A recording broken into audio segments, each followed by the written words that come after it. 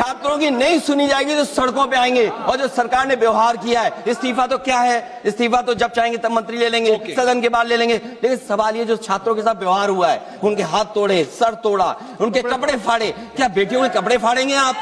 हम और राहुल जी थे। अध्यक्ष महोदय, हम मजबूरी में गए हैं प्रधानमंत्री के आवास पर। अगर आप सुन लेते हैं यहाँ पर तो हम नहीं जाते। क्या प्रधानमंत्री स्टेटमेंट नहीं दे सकते हैं? युवाओं के लिए आप बाहर बोल सकते हैं, सदन में क्यों नहीं बोल सकते हैं आप?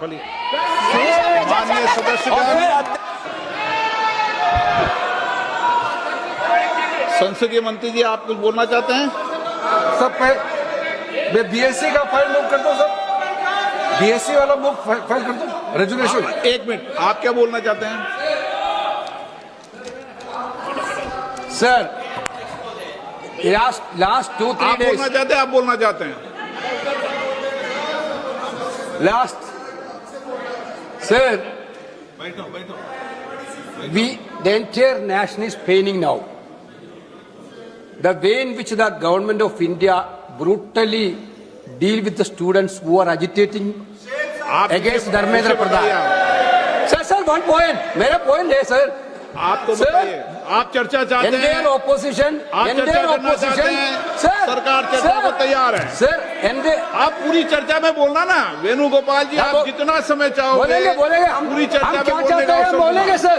हम चाहता है हम सर, हमारा डिमांड वेरी क्लियर है। Education minister should be resign. आप चर्चा में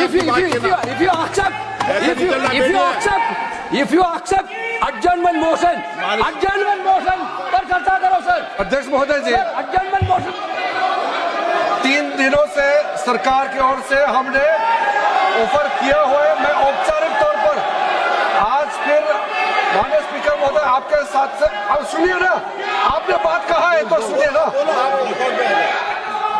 सरकार नीट पेपर लीक का चर्चा के लिए पूरी तरह से तैयार है और हमने पहले दिन से कहा है, जब चर्चा होती है तो किसी नियम के तहत होना पड़ता है और इसका व्यवस्था बनाना पड़ता है। मैं अनुरोध करता हूं कि चर्चा कब होना है, चर्चा का ड्यूरेशन, कितना लंबा चर्चा होना है और किस नियम के तहत होना है। माननीय स्पीकर महोदय, सारे पार्टी के फ्लोर लीडर से बातचीत करके इसका निर्णय किया जाए। सरकार पूरी तरह से नीट पेपर लीक पे चर्चा करने के तैयार है और इस देश के युवाओं का भविष्य के लिए हम सब मिलकर के एक सार्थक चर्चा हो, ये सरकार चाहती है।